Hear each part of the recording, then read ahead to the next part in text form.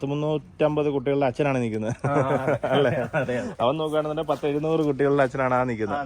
ഒരു കുട്ടിയെ നമ്മൾ കൂട്ടിയിട്ടുള്ളൂ. അതെ, ഈയിടെ ഒരാട് പ്രസവിച്ച് 7.5 കിലോ ഉണ്ടായിരുന്നു. കുട്ടിയല്ലേ? ഒരു കുട്ടിക്ക് 7.5 കിലോ ഉണ്ടായിരുന്നു. ഓ, ജനിച്ചപ്പോ തന്നെ. അതെ, അത്രയും മതിയല്ലോ അല്ലേ? ഡോക്ടറെ വിളിച്ച് എടുപ്പിക്കായിരുന്നു. ഓ ശരി. എന്തായാലും ഇവന്മാര് ഒരു വർഷം എങ്ങനെയായാലും ഒരു 365 ഏറ്റവും കുറഞ്ഞത് എല്ലാ ദിവസവും ഒരെണ്ണം വെച്ച് നോക്കി കഴിഞ്ഞാലും അല്ലേ? അതെ. കോശിയുടെ നമുക്കിപ്പോ ഫാമിലി ഇപ്പം എത്ര മുട്ടനാടാ ഉള്ളത്?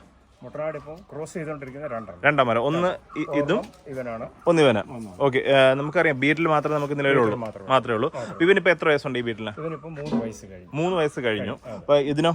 അതിനിപ്പം 2 വയസ്സാകും. 2 വയസ്സാവുന്നേ ഉള്ളൂ. അപ്പം 3 വയസ്സ് കഴിഞ്ഞാൽ ഇവനാണ് ഇപ്പം മുതിർന്ന മുട്ടൻ.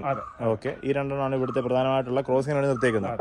അപ്പൊ ഇത് എങ്ങനെ ഇവിടെ തന്നെ ജനിച്ചതാണോ അതോ എങ്ങനെ? ഇവനെ ഞാൻ 9 മാസമായപ്പോൾ കൊണ്ടുവന്ന എവിടെയെന്ന് കൊണ്ടുവന്നേട്ടാ? പഞ്ചാബിൽ നിന്ന്. അപ്പൊ ഡയറക്റ്റ് പഞ്ചാബിൽ നിന്ന് നമ്മുടെ ക്രോസിങ്ങിന് വേണ്ടി കൊണ്ടുവന്ന ആളാണ് നമ്മുടെ ഇവന്. പിന്നെ പേരെന്തെങ്കിലും ഉണ്ടോ ഇവന്?